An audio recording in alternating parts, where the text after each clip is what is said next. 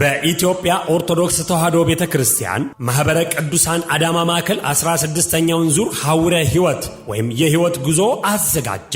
በተለያዩ ምክንያት ተቋርጦ የነበረው የሐዊረ ሕይወት ጉዞ ሰኔ 8 2017 ዓ.ም ወደ ወንጂ አቡነ ገብረ መንፈስ ቅዱስ ቤተክርስቲያን መዘጋጀቱን ስንገልጽሎ በታላቅ ደስታ ነው። በአዳማና አካባቢዋ የሚገኙ ኦርቶዶክሳውያን ሁሉ እንዲሳተፉ ጥሪ ቀርቦላቸዋል። በቅድስት ቤተክርስቲያን መሰረታዊ አስተምህሮ በሚነሱ ጥያቄዎች ዙሪያ ማብራሪያ ይሰጥበታል። እንዳያሳስቡ፣ ለሕፃናት የሚመጥን ልዩ መርሃ ግብር ለብቻ ተዘጋጅቶላቸዋል። ትኬቱን በማህበሩ ጽሕፈት ቤት በማህበሩ አባላት በሁሉም ሰንበት ትምህርት ቤቶች ያገኙታል። የጉዞ ቀን ሰኔ 8 2017። መነሻ ቦታ ኢየሱስ ቤተክርስቲያን አጠገብ በሚገኘው የማዕከሉ ጽሕፈት ቤት ነው።